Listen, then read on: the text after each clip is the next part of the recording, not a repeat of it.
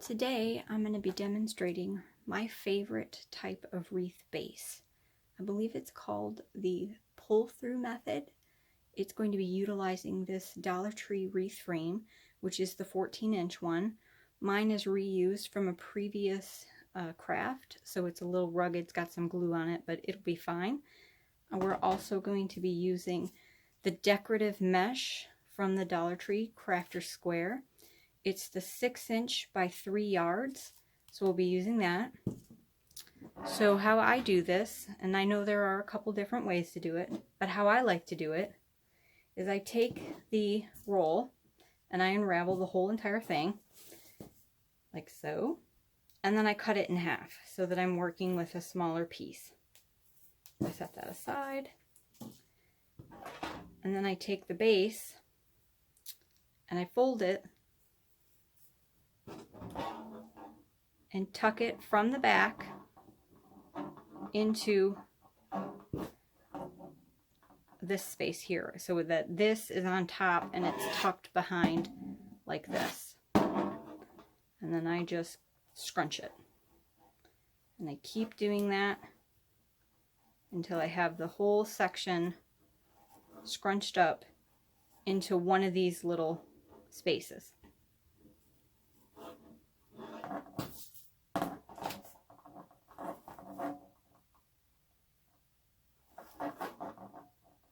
And I know some people like to lay out 2 rolls so that they're scrunching both this top section and this section together.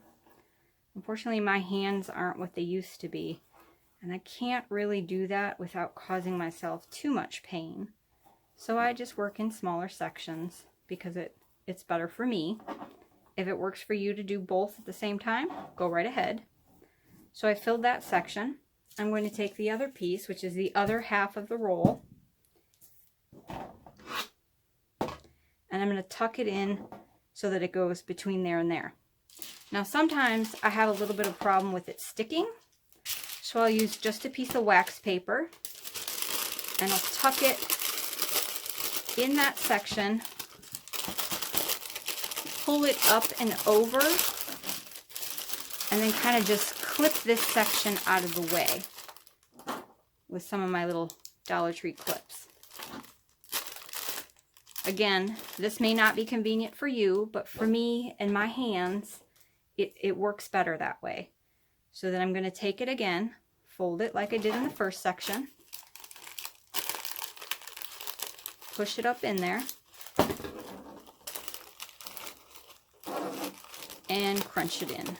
Trying to keep the sections equal so that you have the equal amount going on one side of the bar and then the other side of the bar. And then you just crunch it up. Of course, the wax paper is going to make a little bit of noise on camera, so I apologize for that.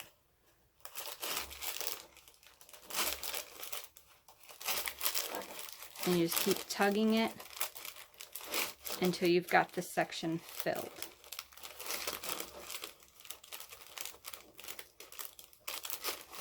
Sometimes my hands get caught up in there and it gets folded a little bit, so I have to just kind of get it situated. Give it a tug. You don't have to tug too hard to get it all in there. Just want to mostly make sure you're getting it even, so you get it lined up on both sides of the bar with an equal amount of, I don't know if this is mesh, I guess that's what the packaging says. To me, it feels more like a really thick tulle, so maybe that's what it is. I've heard some people refer to it as ribbon, but you get it at the Dollar Tree. This particular color was what they had during the fall season. I know for the upcoming Valentine season, I think they get like pinks and purples. I don't even think they get a true red. The last time I saw the true red was during the 4th of July time frame. So then I just come through and I fluff it up a little bit. Don't really need to do this at this particular time because you're going to do the next few sections and then you can fluff it all together. But it creates a nice little full section, and that's what we have so far. Alright guys, we're back and all we have is the last section to do. So that will just take one more roll, which I've already cut in half. This whole wreath will take 6 of the rolls of this mesh from the Dollar Tree. Again, it's the decorative mesh from Crafter Square, the 6" by 3 yards. This particular color was only sold in the fall. Whenever they come out with these for the different seasons, I try to grab as many as I can because I really enjoy working with this mesh. It makes a really nice base, and then I can build upon this. One thing I didn't mention is if you're going to gift this or sell this, I would recommend maybe using a pipe cleaner or Chanel stem, whichever you call it. What do you call it? Chanel stem or pipe cleaner? I always feel very fancy when I say Chanel stem, but most often I call it a pipe cleaner. You could also use a zip tie to loop it in here and secure that end. Do the same here, again here and here. So you're going to use 4. If you're using a pipe cleaner, you could probably cut it in half and use that. But I would say to do it on each of the ends. If you are not cutting your mesh in half like I did, you could make one full roll go from this bracket, starting here, over here, loop over this one here, and then tuck in here. So you could make one roll go the whole 2 sections, but because I'm cutting it in half, I use half of the roll to go in this section and the other half to go in this section. So in total, I'll be using 6. If you wanted to make this fuller, which is also very beautiful, this is very full, but if you wanted it even fuller, you could use the full roll for one section. Now mind you, it gets a little difficult to tuck it in and crunch. I have done it. It does look quite beautiful. It is a little difficult, especially when you get to the end and you've got everything really tightly in there. But cutting it in half looks really good. You can see it's got a nice fullness to it.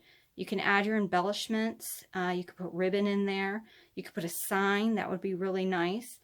So I'm just going to finish up this last little section. And I've already cut my my mesh in half. So I've got 2 sections here.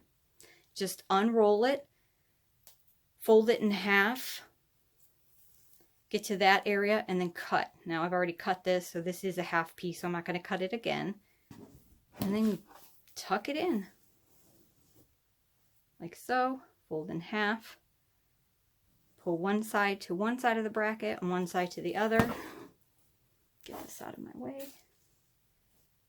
And then you're just going to pull it, keeping it even, keeping a decent tension. You don't have to tug super hard. You just pull it and scrunch. Scrunch. I think this is called the pull-through ruffle, or maybe it's the push-through ruffle. I'm not really sure. I started doing wreaths last year in 2021. And the whole reason I started doing it is I had a lot of ribbon that I had inherited from my grandma. She is an avid crafter, or at least was. She's still with us. She's just not crafting like she used to. So I inherited like a whole bin of ribbons from her. And I had hung on to it for several years. And last year I just looked at it and I was like, you know what? I need to get back into crafting. So I started looking up YouTube and trying to find some different wreath videos to learn techniques, because I had never really been into wreaths before. I had done some other crafting throughout my life, but never really wreaths. So I started making wreaths. Now I only make wreaths for my own. I have made some for gifts, but for the most part my wreaths go on display either in my home or at my workplace, because thankfully I'm able to do that. And because this is just for myself, I'm not going to be using zip ties or anything to secure it, because I will most likely pull this apart sometime in the future and reuse all these pieces in some other craft.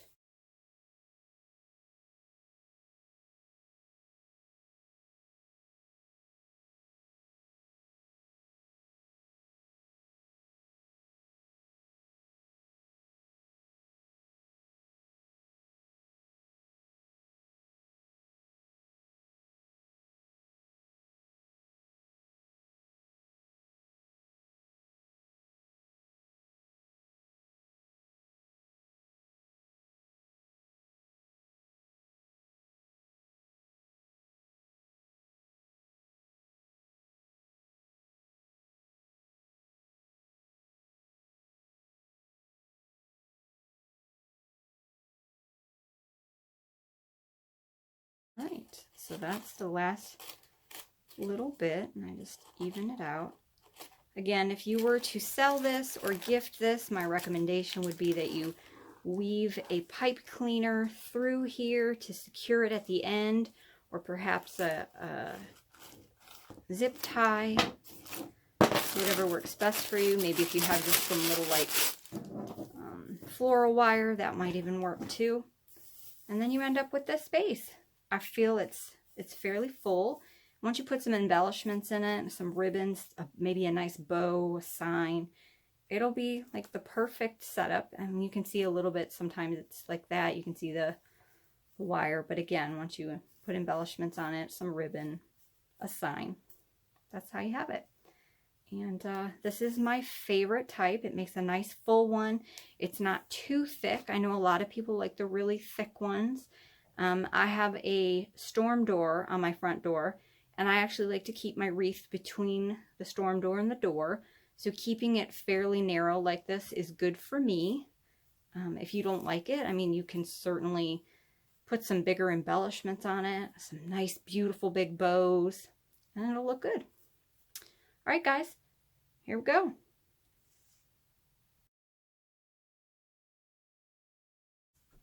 All right, everybody. Well, thank you for sticking around to the end. I wanted to show you the wreath I made recently where I used a whole roll of the mesh for one little line here. So this section right here to here is one complete roll, the full 3 yards stuffed in there, and then I used a whole nother roll in this area stuffed in there. So for the whole wreath, I used 12 rolls, which is kind of a lot, but I really wanted a full look. So I went ahead and tried it, and I think it turned out beautifully. Now, I added some embellishments, some little Dollar Tree ornaments that I grouped together in 3s with some greenery that I had in my stash. I had this sign. I think I actually got it last year at the end of the season from Walmart. So I hung on to that. I do know that the Dollar Tree has something very similar this year. I think it says Be Merry instead of Be Joyful. And then just a bow that I made. Now, I will not claim to be an expert bow maker, but I was really pleased with myself on this bow. So I just put that together. It's actually got a nice little tail that I curled. So yeah, this is how full it will look if you use a full roll of the mesh for each little line, each little section. Again, it takes 12, so this, if you're trying to be budget friendly, this might be a little on the extreme side, but I just really wanted this full look.